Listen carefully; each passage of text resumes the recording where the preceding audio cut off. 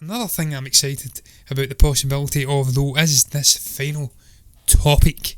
And it's coming in from comicbookmovie.com, and it's all about Loki.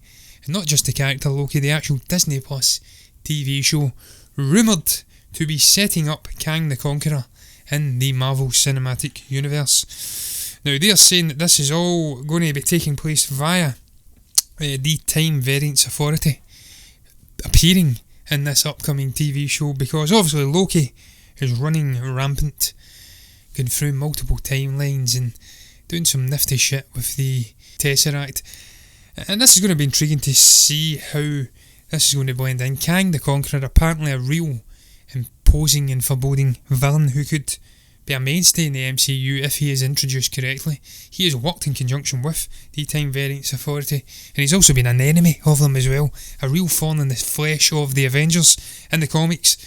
And I think this is absolutely fascinating. Again, it plays into what Kevin Feige has been saying all along about these TV shows on Disney Plus, that they're going to be so important as a sort of connective tissue in conjunction with these movies which are coming out in Phase 4 and beyond, and that if you want to stay up to date and be completely immersed and know what's going on in the MCU, in the Marvel side of things period, then you have to be consuming the TV shows on Disney Plus.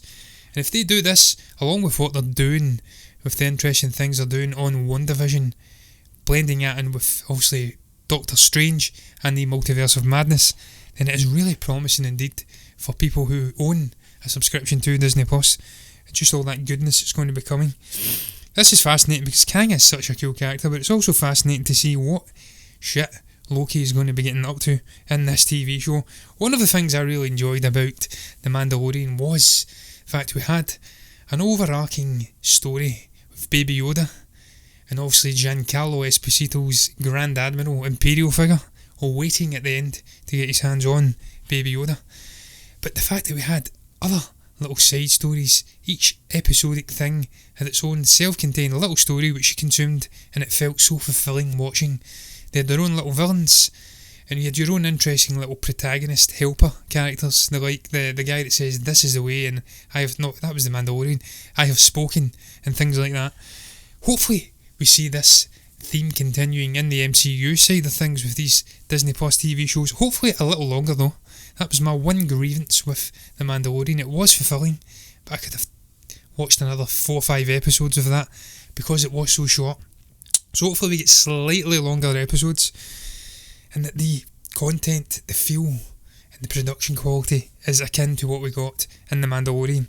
Because look, I know Tom Hiddleston will come and give his all. He will bring his A game and he will be absolutely magnificent in a character. He is really cornerstone. He's absolutely synonymous with Loki now. I can't think of anyone else playing him. He is like the Hugh Jackman of the MCU, like most of those guys were, Chris Evans and Robert Downey Jr. and whatnot. But yeah, this is very exciting, and the fact that this could indeed be setting up a real big Avengers-esque villain who could be a mainstay in the MCU for a number of years, all via a TV show, all via different timelines and whatnot, and it's just going to open up a real Pandora's box for what they can do in terms of going back and forth in these timelines. And the introduction of this Time Variance Authority is the final thing I'll speak about.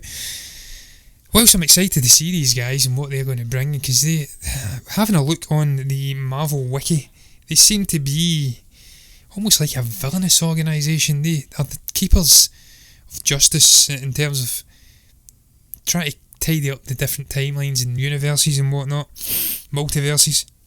But they seem to have allies with some really strange people, the likes of the Bureau of Mass Destruction, and they're enemies with the likes of the Avengers and whatnot. So I find it very, very strange indeed how they are going to be implemented into the MCU, into the Disney Plus TV show.